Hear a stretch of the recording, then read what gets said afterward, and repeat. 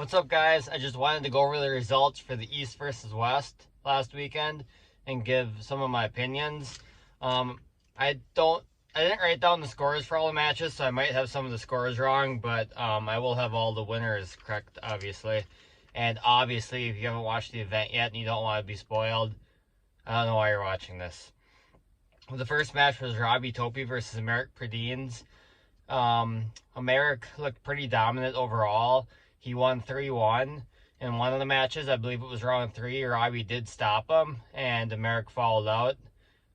So I'd say, like, strength-wise, like, Robbie wasn't, like, super far away, but definitely Americ was stronger, faster, more technical. He just performed way better, and in the end, he won pretty easily. I would like to see Americ pull, just my opinion. I'm thinking something around 105 to 115. David Arabili, I think they'd be really close. They both pull and have gotten second at the European Championship at 110 kilos. They're both the same. I think they're about the same height and weight and style. I think they'd be a really even match. I'm not sure who else I'd put David against. We had nerot Adrien versus Vala Echkidi. The first match, Vala beat him very quickly, and you were thinking, like, oh, wow, he's just going to dominate him. Like, nerot has nothing. And somehow, I'm not exactly sure how, but somehow nerot was able to dominate him the next 3 and win 3-1. Every match was a slip, as far as I remember. Actually, except the last match. The last match, nerot hooked him without the straps. Because I remember the commentators were like, wow, no straps needed. But one of the surprising parts, the most surprising part being that nerot got smoked and then easily won the next 3, which was, like, weird. But the other somewhat surprising part was that Vala matched him on speed. Of course, in the end, it didn't matter. I don't have too much of an opinion on this match, but I'm not sure who they're going to put nerot up against next. They might put him up against Samushia, I think, for the title. But they were also talking about, was it Digorov, the Russian? I can't remember his name for sure. The #1 Russian that keeps winning all the AMC tournaments. I think they were also talking about him having a title shot, possibly. I'd like to see the Russian against nerot. Give Samushia, he pulls all the time, give him one, like, event off, and then he pulls the winner of that. That just makes more sense to me, but whatever way they do it between those 3 seems to make sense to me. And yeah, nerot looked really strong. I had some doubts since he didn't look good at the combat games, but I think he's at his all-time strongest. Not necessarily, like, pound for pound strongest, but, like, his just overall strongest. He seems to be climbing still, for sure. We had Marcio Barboza versus Oleg Petrenko. So I'd say so Oleg won. I think it was 3-0. I'd say it was pretty dominant. He won the first one, and then Marcio tried to roll him and he couldn't, and he lost pretty quick. And then the second one, he hooked Oleg, which seemed to be a good move. It seemed like he had a chance to win on the hook, but Oleg fouled. And then after that, Oleg adjusted, and he did not allow Marcio to get him into the hook again. And Marcio kept elbow fouling and fouled out a couple times. But he just couldn't give him the hook. Fouls, no fouls. Like, Marcio was upset that he was getting called for fouls. But, I mean, I got to agree with what Travis said on the commentary. By the way, Travis Bajan, best commentator of all time, by far. I was laughing so many times. But like Travis said, like, if you elbow fall a dozen times, you're going to follow eventually. Whether, people can complain about calling fouls or not, but, like, come on, you got to keep your elbow on the pad a little bit. Like, I love Marcio, but I definitely think he could have performed better than he did. I'm not saying he could have won the match, but strength, just pure strength-wise, I don't think he was that far away, but he didn't pull very well. And Oleg was definitely the better man. So Oleg won that one. And I think Oleg would be the favorite in these matches, but I think that a good match for Oleg would be, to be honest, and this might sound weird, but I want to see him pull Pablo at 115. I know Marcio beat Pablo, and Oleg beat Marcio, but just the styles, because I think that Oleg, not that he's not, like, smart, but I think he's more, like, power than he is technique, and then Pablo, same way. I think that would be a close match. Who are regardless of who wins. Or I think Matt Mask against Oleg would be good. Because who else is Oleg going to pull? I'm not sure. He's not going to... If he's going to pull someone from the West, those make sense. Otherwise, I don't know who he would pull from the East, because he's not going to pull, obviously, Angrabayev. Maybe he could pull Sagov, but or Todd. But I think that those other matches would be a nice next step for him. I think that Matt is... It's a different style of Marcio, so I think it could definitely be interesting, whether it's at 105 or 115. One of the most surprising... So next match was Oleg Jacques versus Advintil Tutberidze, and Oleg swept it, but Advintil looked strong. He didn't get dominated. He put up a good fight. I was impressed with him. I think in the future, well, he might go up and weight in the future in the next couple of years, but I think he has a potential to be... I still think beating Oleg is going to be a tall task, but since he's only 19, I think he has a high potential. Mindagas versus Daniel Prokrupchuk. So Mindy won 4-2. The first 1 and 2 matches, Daniel, so they started in the straps, and Daniel easily, like, turned him in, and just, like, night and day. Like, the first match, Mindy actually ended up giving up because he knew he wasn't going to pull Daniel back from that position, and Daniel looked so strong, so strong, and I was like, don't go to straps, don't start in straps, like, that's not... Daniel in the straps is, to me, unbeatable, although Mindy did end up beating him in the straps. But then the third match, I said to my wife, I'm like, look at this, look how dominant Daniel is. I'm like, look how strong he is, and then Mindy wins. But it was just, like, the third match, like Daniel was, like, getting him in mostly in a hook, like here. In the third match, his wrist was flatter, and he ended up losing it. And it was wars. It was great technical arm wrestling, great display of patience from Mindagas. And in the end, he also had more endurance than Daniel. You rarely ever see Daniel gassing out. His endurance is incredible, but Mindy's endurance is incredible too. And Mindy ended up winning this. Very surprising. Congrats to Mindy.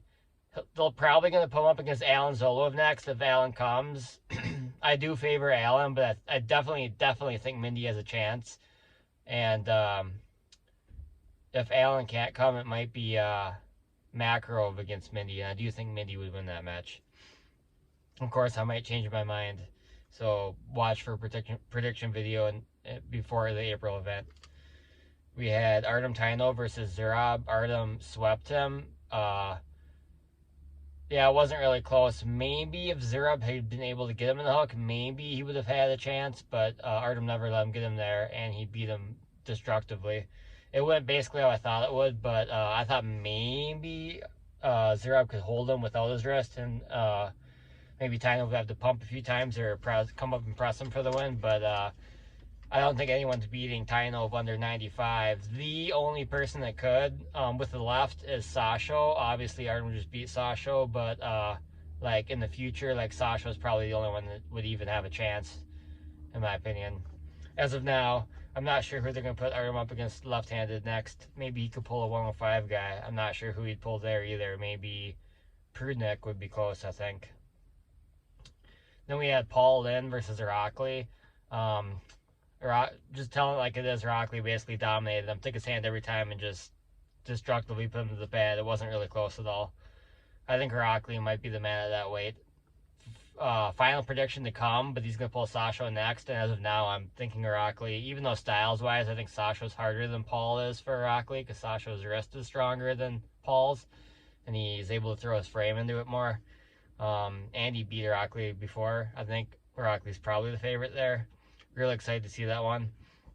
We have Matt Mask versus Wagner. The first match, it was ended up being 3-1 Matt. The first match, Wagner, it looked like Matt kind of had him a little bit over here, and then like they stopped, and then after a few seconds, Wagner was able to get him back over here and press him down. I think that maybe Matt underestimated Wagner after he had a decent position on him, or he just needed a wake-up match, and then the next three Matt won pretty easily. Pretty much how I thought it would go. I don't know if it's official what happened, but they thought Wagner may have tore his bicep during the match, but it wouldn't have made a difference because it was after, I think, round 2 or round 3, so after Matt had beat him a couple times. He just is so strong, but seems not conditioned for arm wrestling. No disrespect meant with that statement, but he's just like, come on, he's just a powerhouse. He's not a like arm wrestler. Like, he is an arm wrestler, but like as far as his training goes, he's not an arm wrestler. He just trains for strength, and so his muscles and tendons aren't as conditioned to that as what they are in other arm wrestlers. So that's how I think he probably got injured. I'm not gonna say anything else about that, but Wagner's an awesome dude, really, really respectful. I'm really glad Matt won. People act like Matt sucks. He's like close to or around top 10 in the world for his weight. So like if 10th in the world is sucky, even if he's 15th, even if I'm wrong, he's 15th.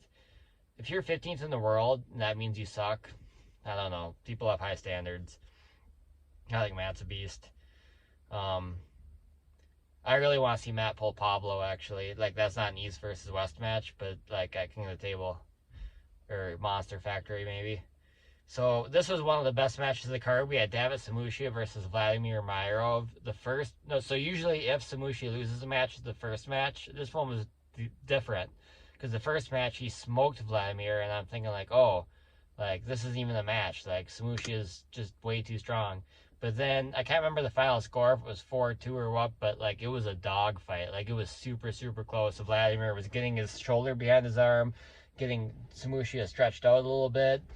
You thought that I thought the Vladimir was going to end up winning because it's his frame, his whole body, or his joints, his body, his frame against Samushia's bicep, basically his arm and muscles wear out quicker than your whole body does.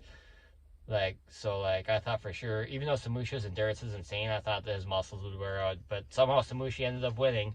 He is the man at that weight. 7th title defense in a row. He has defended his belt more times than any other champion at East versus West. The next match, Ivan Mashenko versus Reno. It was 3-1 for Ivan, but the third match, Reno was able to get him in a hook and put him down pretty quick. I'm not sure exactly what happened there, but overall, Ivan looked pretty dominant. Yeah, Ivan's the man. He's world champion now, East versus West at 115 kilos. I'd like to see him pull Aljan. I speculate that'll be the next match, and Aljan's going to beat him. Almost for sure, in my opinion. We had John Brzenk versus Krasimir.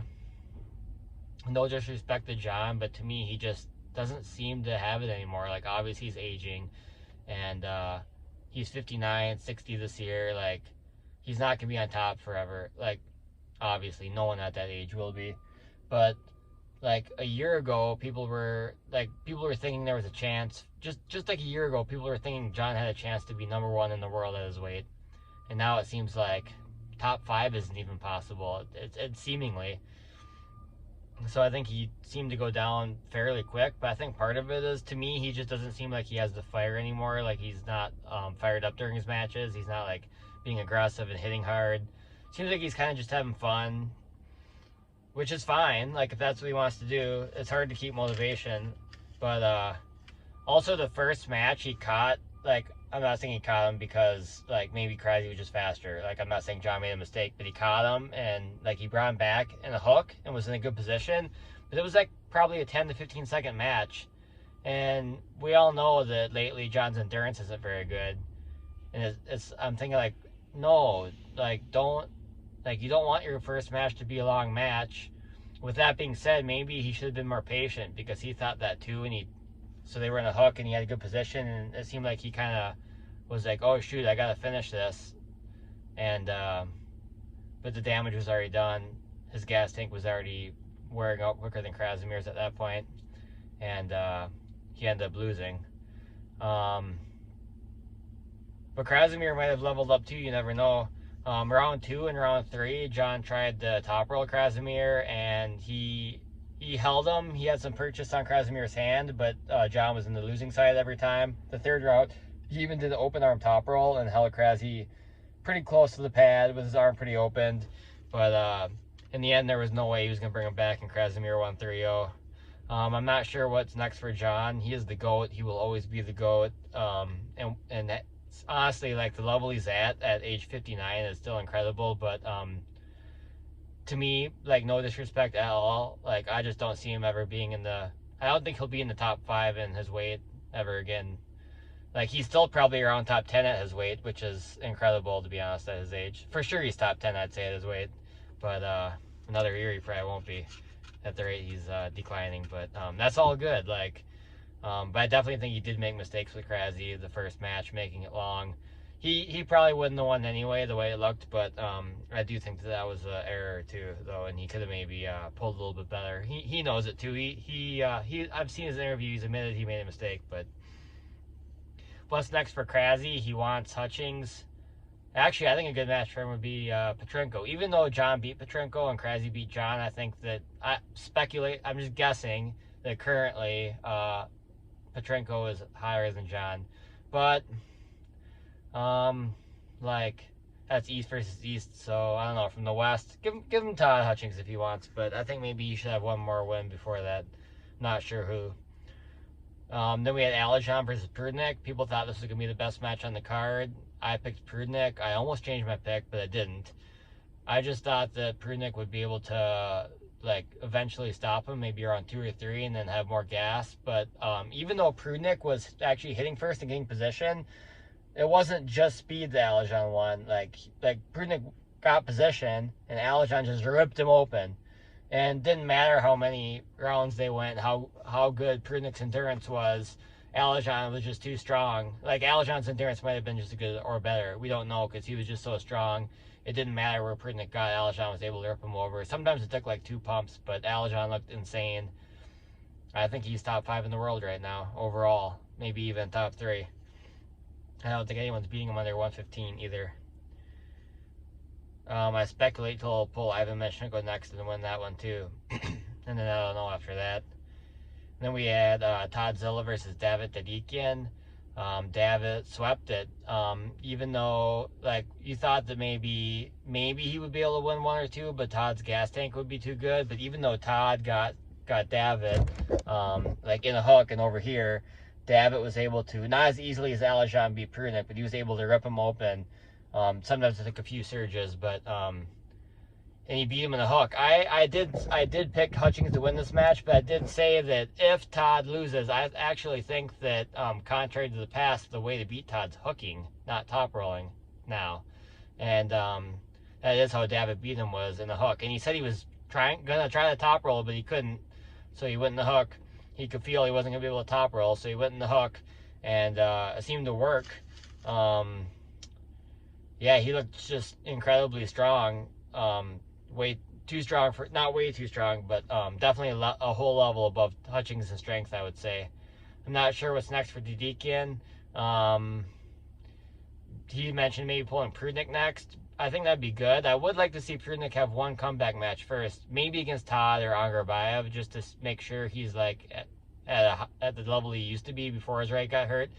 But if Prudnik comes back to his peak, I think that'd be a good match. I'm not gonna say he'd win right now, but I don't see anyone else under 105 beating Dadikian, honestly. The only thing that will beat Dadikian, unless Prudnik comes back to top form, the only thing I think that will beat Dadikian at 105 is him not being able to make 105 anymore. Because I heard he was walking around at like almost 260 or around 260 like a month ago. So 260 to 232, like Devin says that's easy, but like that's not easy. Let's be honest. Unless you're a freak like Devin, but Devin's one of a kind. And then the last match, Alex Kardecha versus Artem Morozov. I'm a huge fan of Alex. I picked Morozov to win, and I was actually cheering for Morozov just because I don't think Alex should be able to take 2 years off and come right back for the title match, just because I don't think he deserved it. But that being said, I can't remember the score. I think it was like 4-2 or maybe 4-1, but it was like probably, in my opinion, the best match of the night. The first match, every match, well, the first couple matches, Morozov was able to stop Alex's top roll and turn him inside really quick, but Morozov was close to the pad, and he couldn't bring Alex back. It was a war. I thought Alex was going to gas out pretty quick. What surprised me the most was that Alex actually hung in there. His gas tank seemed really good. In the end, Morozov did win. He outlasted him. But Alex looks right there. Top 2, top 3 in the world, in my opinion. Top 3, I think. I think Leletton's going to beat everyone, to be honest. But it was a super close match. Super, super close. Really exciting. And make left arms great again. I will thank Ingen Terzi for helping to make the left arms great again, as Alex Kardeccia said. So overall, this was an awesome card.